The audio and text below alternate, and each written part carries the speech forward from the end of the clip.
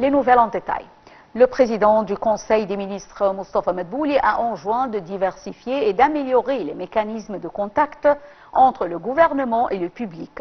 Ceci afin de recevoir les pétitions, les requêtes et les plaintes en ce qui concerne les différents services gouvernementaux à travers le système de plaintes unifié. Madbouli a aussi enjoint de trancher rapidement dans les plaintes du public et de coordonner avec les parties gouvernementales concernées afin d'y trouver des issues. Le Premier ministre Moustapha Madbouli s'exprimait lors de la suivi des résultats du système de plaintes unifié au sein du Conseil des ministres au cours du mois dernier.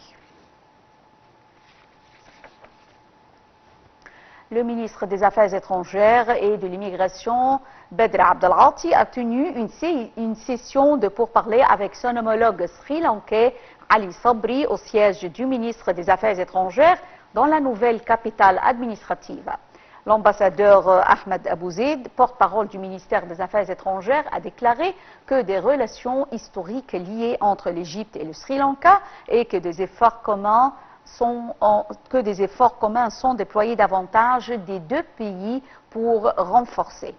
Il est prévu que les deux parties tiennent une session de discussion suivie par une cérémonie de signature d'un protocole d'entente entre l'Égypte et le Sri Lanka.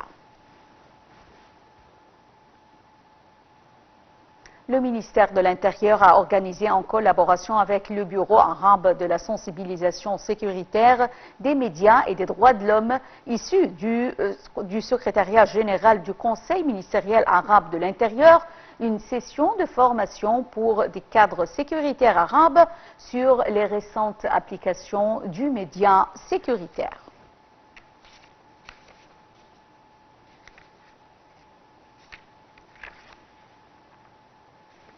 L'Égypte a condamné dans les termes les plus forts le bombardement par Israël d'une école abritant des déplacés à l'est de Gaza, ce qui a entraîné la mort de plus de 100 Palestiniens et blessé des dizaines autres.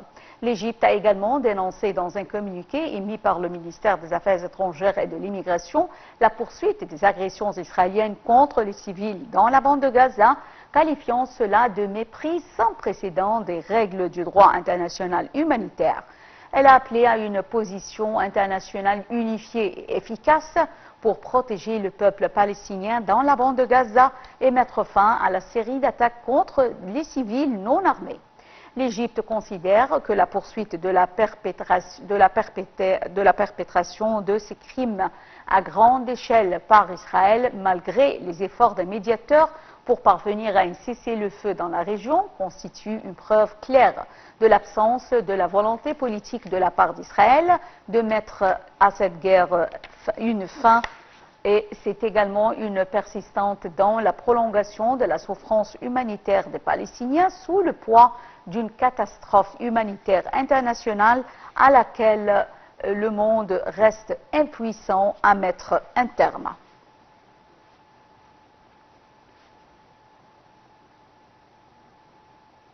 Dans la bande de Gaza, 93 Palestiniens sont tombés en martyrs et des dizaines d'autres ont été blessés dans des frappes israéliennes sur une école de Gazaville qui servait d'abri à environ 250 personnes déplacées, dont une majorité de femmes et d'enfants.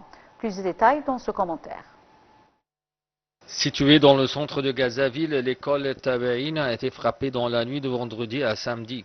Plusieurs frappes ont visé 2 étages de l'école coranique Tabaïn et la mosquée adjacente avec 3 missiles, causant la mort de 93 personnes, parmi lesquelles 11 enfants et 6 femmes. Des dizaines de personnes ont été blessées, dont certaines sont en soins intensifs. Il y a de nombreux morceaux de corps non identifiés et des personnes disparues selon les services de secours. Le mouvement palestinien Hamas a dénoncé un crime horrible et une dangereuse escalade. L'Égypte a pour sa part condamné les termes les plus forts le bombardement par Israël d'une école abritant les déplacés à l'est de Gaza. La rapporteuse spéciale de l'ONU pour les territoires palestiniens a accusé Israël de génocide des Palestiniens et le Qatar a demandé une enquête internationale urgente. Le Royaume-Uni s'est dit samedi horrifié par la frappe israélienne meurtrière, réclamant un cessez-le-feu immédiat. L'Arabie saoudite a aussi condamné l'attaque, appelant à l'arrêt des massacres dans la bande de Gaza. Jeudi, des frappes israéliennes sur 2 écoles de Gaza-Ville avaient déjà fait 18 morts. Après 10 mois de guerre, l'armée d'occupation israélienne continue de commettre des génocides dans les territoires occupés.